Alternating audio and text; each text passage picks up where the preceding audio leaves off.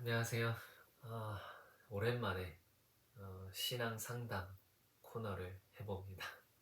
누구도 저에게 질문하지 않았고, 누구도 저에게 상담을 요청하지 않았지만, 음, 신앙인으로서, 하나님을 믿는 사람으로서, 이것이 반드시 궁금하고 해소가 되어야 되지 않을까 싶어서 이렇게 찍게 되었습니다. 오늘 제가 이렇게 찍을 수 있는 것은 이제 야간 근무를 하기 때문인데요. 야간 근무하기 전에 낮에 이런 시간이 되니까 할 수 있네요. 오늘 제가 나눌 이야기는 성경을 어떻게 읽을까요? 입니다. 성경은 너무 어려워요. 성경은 너무 낯설어요.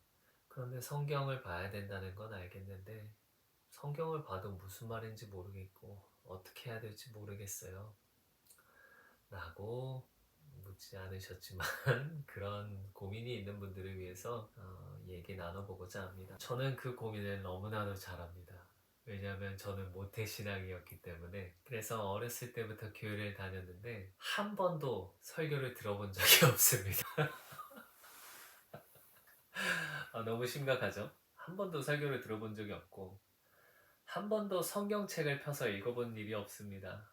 저는 교회가 너무 즐거운 놀이터였고 친구들이 함께 있는 아주 즐거운 공간이었습니다. 목사님의 설교 시간이 시작될 때면 항상 친구들이랑 떠들고 장난치고 딴 생각하고 스타크래프트 어떤 전략을 짜야 할지 이런 생각을 했었습니다.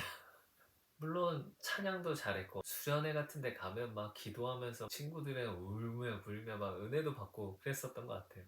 그런데도 여전히 하나님의 말씀은 가까이 하지 않았고 한 번도 보지 않았습니다. 그러다가 군대에서 저는 하나님을 만나게 되었는데요. 찬양 군종이었습니다.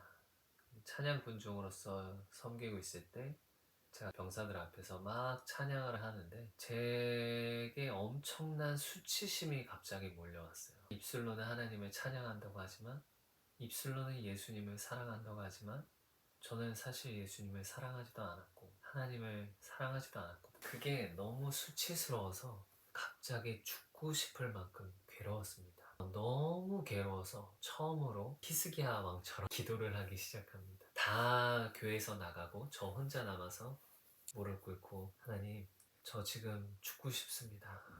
정말 죽고 싶은데 하나님을 찬양하는 것은 너무 좋습니다.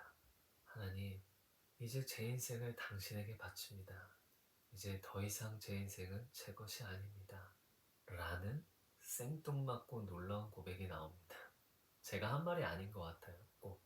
근데 제 영이 진심으로 하나님께 그렇게 바라는 거였겠죠. 그렇게 하고 나서 그냥 뭐 아무 일도 없이 그냥 군대로 다시 복귀했고 그러던 어느 날 제가 축구를 한 6시간 하면서 십자인대가 많이 끊어집니다. 제대할 정도는 아니었고 의무실에 입원하게 됐죠. 근데 의무실에 입원하면 정말 할 게 없거든요. 너무 심심하니까 백화점원, 성경이 만든 사람, 워너메이커 이런 책을 우연히 보게 됐어요. 저는 태어나서 읽은 책이라고는 가시고기가 유일합니다. 매일 만화책, 매번 만화책. 이런 소설책을 읽어본 적이 없어요. 글이라는 걸 읽어본 적이 없어요. 그러다가 성경이 만든 사람 워너메이커를 보는데 와, 막 눈물이 막 펑펑 나더라고요. 그러면서 제가 한 가지 생각이 들었습니다. 난 대체 성경 안 읽고 여태까지 뭐하고 살았을까? 이런 생각이 처음으로 들었어요.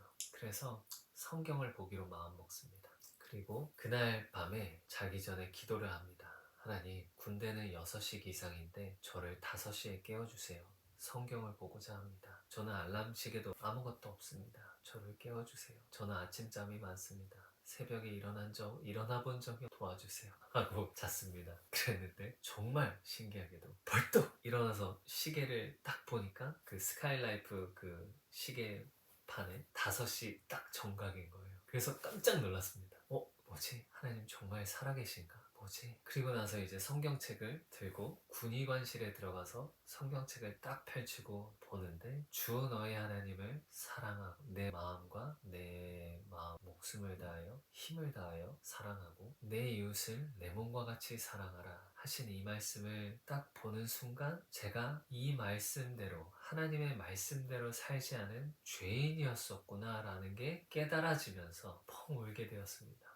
정말 한참 동안 오열을 했어요. 정말 내가 이 하나님 말씀대로 살지 않았던 죄인임을 깨달았습니다. 그것이 첫 성경 구절이었고 첫 성경 본 시간이었습니다. 한참을 울고 나서 이제 나가보니까 숨 쉬러 이제 호흡 좀 돌리러 밖에 나오는데 와, 별들이 너무 아름답고 하늘이 아름답고 달도 아름답고 땅에 있는 이 흙과 돌들도 아름답고 내 손바닥에 이 지문들이 어찌 그리 아름다운지 그냥 완전히 시선이 달라지는 은혜의 시간이었고 저는 그 시간을 제가 거듭난 시간으로 생각합니다.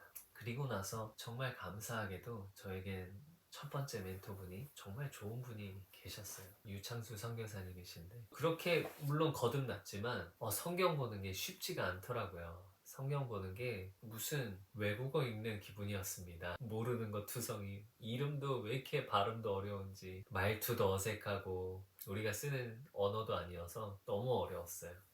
잘 모르겠고 아무튼 군대에서 이런 작은 성경을 계속 가지고 다녔어요. 그거는 이제 시편 잠언과 신약 성경이 들어있었는데 처음에는 신약 위주로 많이 봤었습니다. 그리고 나서 쉬운 성경을 군대에서 얻어가지고 쉬운 성경을 막 보기 시작하는데 쉽지가 않더라고요. 쉬운 성경인데 쉽지가 않아요.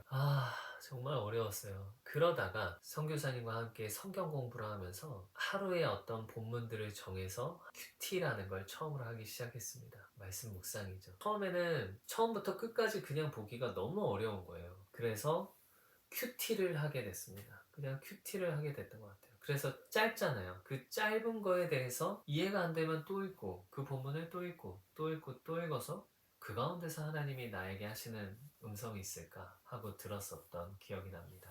그리고 또 정말 그분이 해주셨던 방법 중에 또 하나는 성경을 보되 주석 달린 성경 이런 거 뭐 설명 있는 거 아무것도 보지 말라고 하시더라고요. 그래서 처음에 아무것도 없는 그냥 완전 성경만 써 있는 것만 봤습니다. 근데 그게 얼마나 중요하냐면 우리가 주석이나 다른 것들이 있는 것들에 익숙해지면 우리가 하나님 앞에서 씨름하고 하는 과정이 생략됩니다. 우리는 의문을 품고 왜요? 이해가 안 되고 이런 것들이 있어야 합니다. 성경에서 도무지 이해 안 되는 부분들이 있어야 되고 질문이 생기면 더 좋습니다. 질문이 생기면 정말 좋죠. 그 질문 가지고 하나님과 씨름할 수 있으니까요.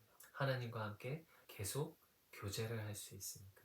그래서 반드시 아무것도 없는 깨끗한 성경을 볼 수 있다면 더 좋을 것 같습니다. 저는 그래서 굉장한 유익을 얻었습니다. 그래서 어떤 사람의 생각과 그것대로 제가 틀이 짜여지는 게 아니라 그냥 말씀 그대로 제 안에서 하나님께서 저를 가꾸어 가시기 원하는 방향대로 하나님이 원하시는 나의 틀과 어떤 기반을 만들어 주셨던 것 같습니다. 그래서 성경을 보실 때는 처음에 통독이 어렵다면 한 장씩 읽고 계속 이해가 안 되면 또 읽고 이해가 안 되면 또 읽고 반복하다 보면 이해가 좀 됩니다. 원래 책도 여러 번 통독하면 이해가 되는 것처럼 거기에 익숙해져야 되거든요. 그래서 성경 보실 때 어려우시다면 짧은 본문을 여러 번 반복해서 읽고 묵상하시기를 추천드리고 근데 그게 이제 조금 더 나아가서 말씀 전체 안에서 그 본문이 해석되어져야 합니다. 그냥 그 본문만 가지고는 오류가 있을 수 있고 단면적으로만 이해할 수 있는데 성경 전체를 통독한 후에 그 성경 전체를 알아가면 알아갈수록 그 본문이 말하고자 하는 다각도의 어떤 시선들이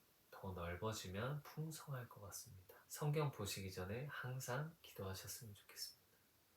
하는 말씀이 있는데요. 누가복음 24장 45절입니다. 이건 제가 너무 좋아서 암송해 버렸습니다. 암송 안 하잖아요. 근데 오늘 암송했습니다. 마침 오늘 이 영상을 찍는데 정말 도움이 되네요.